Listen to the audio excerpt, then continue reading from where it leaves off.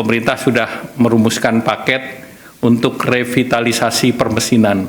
Nah, revitalisasi permesinan ini regulasinya dalam waktu dekat akan keluar, di mana pemerintah sudah menyediakan 20 triliun untuk subsidi investasi.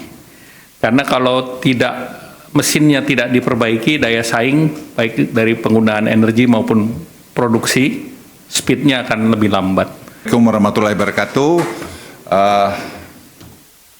Kami tadi laporan kepada Presiden, Pak Menko dengan Ibu Ani dan Pak Dede, ya ada beberapa hal yang tadi kami laporkan. Saya persilakan Pak Menko Airlangga bicara. Ya kan biar suruh dia ngomong, dia berdiri sini. Enggak ngomong kok. Siap. Jadi pertama, terima kasih. Assalamualaikum warahmatullahi wabarakatuh, teman-teman media cetak, media elektronik. Selamat berbuka puasa. Nah, ini saya buka puasa, belum? Udah minum sama kayak gitu. Waduh, kita juga sama-sama sudah minum. Saya tadi Pak Ketua Dewan Ekonomi Nasional, Pak Luhut, menyampaikan laporan kepada Pak Presiden, dan di sini ada Bu Mari, Bu Menteri Keuangan, Pak Katib, seluruh dari DEN. Ada yang pertama pembahasan mengenai sektor padat karya, dan ada usulan terkait dengan padat karya, karena sektor padat karya yang utama tekstil, produk tekstil, kemudian juga aparel, itu kontribusi terhadap ekonomi Indonesianya cukup besar, dengan ekspor lebih dari 2 miliar dolar, tenaga kerjanya hampir 4 juta orang. Nah, ini memerlukan perbaikan terutama terkait dengan perizinan, karena masih ada investor yang ingin masuk di sektor tekstil dan produk tekstil ini. Dan Indonesia sebetulnya sudah naik kelas ke produk-produk yang nilainya lebih tinggi atau high value added, dan baik itu di sepatu, kemudian di tekstil, dan Indonesia menjadi salah satu hub yang diandalkan.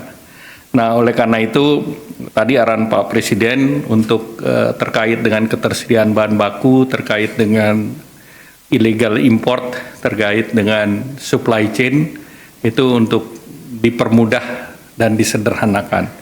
Jadi arahan pertama tentu pemerintah harus melihat dari keseluruhan supply chain dan juga melakukan harmonisasi daripada tarif yang sudah dilakukan.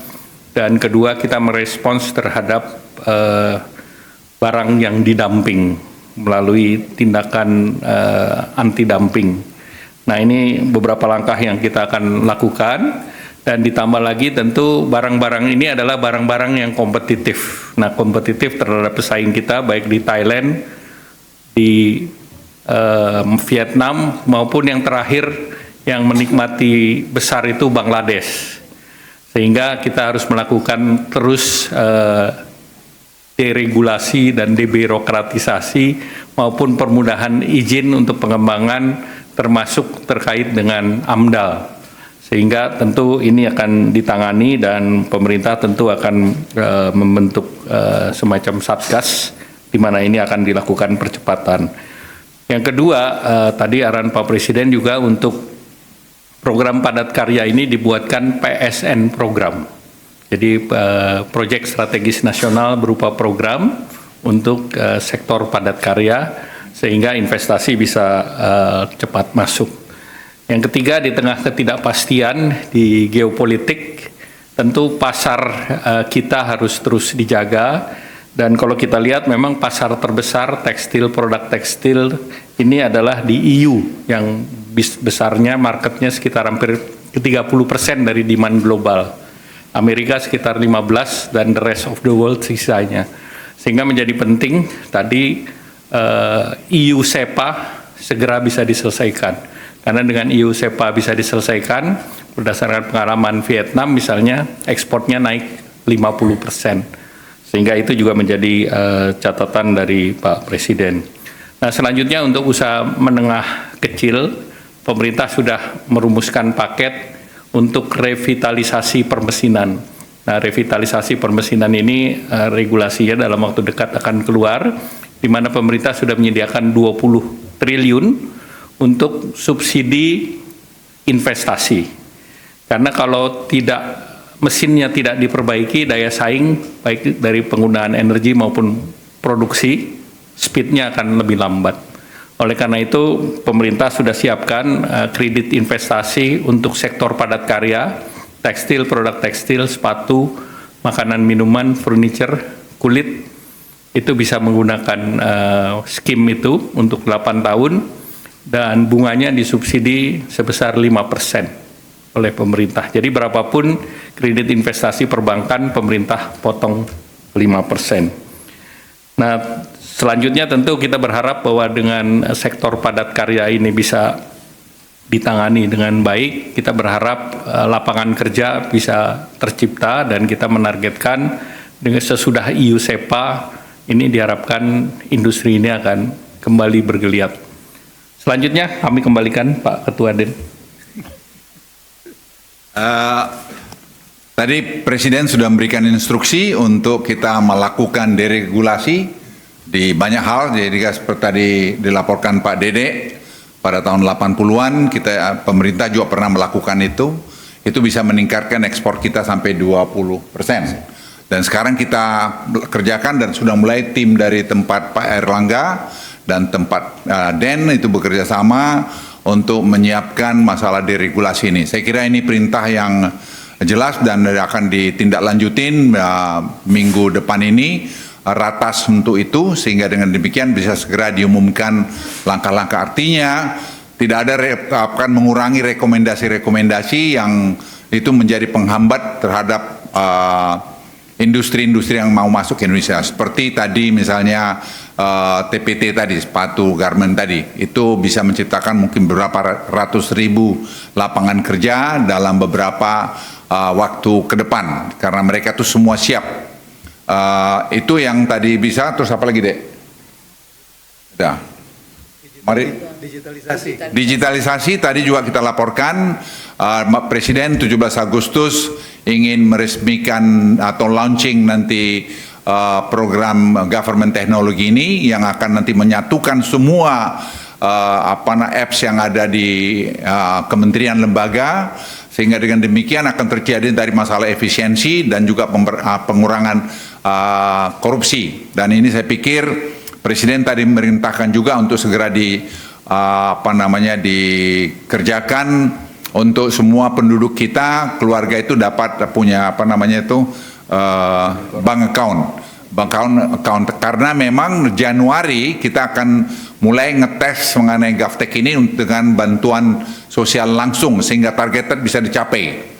Dan ini saya kira kita sudah menghitung bisa berapa besar yang kita hemat, mungkin bisa hemat sampai 100 triliun, dan seterusnya nanti secara bertahap itu akan bisa dicapai. Angka-angkanya nanti saya kira bisa diberitahu kemudian. Tapi studi dan pekerjaan ini mengintegrasikan ini semua sudah dilakukan. Presiden tadi malah memberikan sebelum selesai akan menemui anak-anak muda Indonesia yang berjumlah 300 orang yang menyiapkan tadi government teknologi ini, dan juga ada 185 guru-guru gasing yang dari seluruh Indonesia untuk bertemu dengan Presiden, lagi diatur oleh Sekap.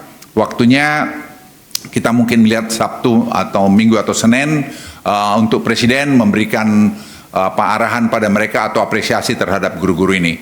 Saya kira itu. Apa yang saya lupa lagi, Mar? MBG tadi juga dilaporkan oleh Profesor Arif, karena Arif ahli kemiskinan. Kita semua terperangah juga melihat bahwa dampak MBG ini memang luar biasa kepada pertumbuhan ekonomi, lapangan kerja, terus ekosistem yang terbangun dari ekonomi dan seterusnya. Dan ini penurunan kemiskinan. Kamu ngomong lagi lengkap lah. Arif lu yang ngomong, ahli.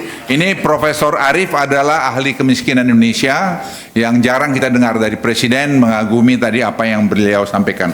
Silakan angka-angkanya, Arif, lu ngomong.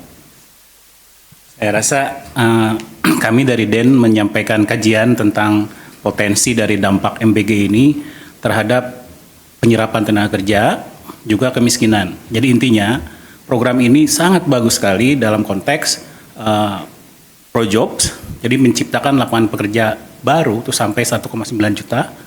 Lalu kemudian Propur, jadi kemiskinan itu bisa berkurang sampai menjadi 5,8% kalau ini roll out-nya benar. Ketimpangan juga akan sangat berkurang. Teman-teman bayangin aja ya, kalau 3 orang anak, satu keluarga punya 3 orang anak, itu dia dapat per bulannya bisa dapat 600.000 dari MBG. PKH aja itu sekitar 200-an ribu, BPNT aja 200-an ribu. Jadi sangat tidak mungkin ini tidak besar impaknya. Semua paham itu, cuman kita melakukan kajian secara kuantitatif. Nah, tapi poinnya adalah karena ini sangat progresif, maka kita harus pastikan roll out-nya berjalan dengan baik. Gitu. Salah satu yang kita usulkan, itu adalah kita segera melakukan business process review, lalu audit rutin oleh BPKP. Itu pertama. Yang kedua, memberikan ruang untuk peran serta masyarakat agar bisa melakukan monitoring, karena sense of belonging-nya tinggi. Lalu yang terakhir, jangan sampai ada kebocoran-kebocoran terkait bahan-bahan yang kalau tidak perlu diimpor, nggak usah diimpor. Nah, ini akan membuat rantai pasoknya betul-betul terjaga, sehingga impaknya betul-betul seperti yang diharapkan. Tapi sekali lagi intinya, ini mari kita jaga bersama, karena ini flagship kita, flagship bangsa ini. Mungkin itu aja dari saya. Saya mau tambahkan lagi, kita ternyata selama 20 tahun itu surplus telur ayam. Dan selama 20 tahun kita juga surplus ikan ayam, bukan ikan ayam ayam. Jadi daging ayam. Jadi dengan tadi program ini itu semua terserap akan jadi menggerakkan ekonomi juga dalam telur dan bidang juga tadi ayam. Ini baru kita tahu setelah jalan nih, jujur. Jadi setelah Pak Prof. Arif itu melakukan studi dengan tim melihat ke bawah, dan kami sepakat tadi dengan Bappenas dan juga Badan Gizi untuk bersama-sama melakukan pengawasan sini. Misalnya bikin tray-nya itu tray-nya itu tidak boleh diimpor, suruh bikin lokal.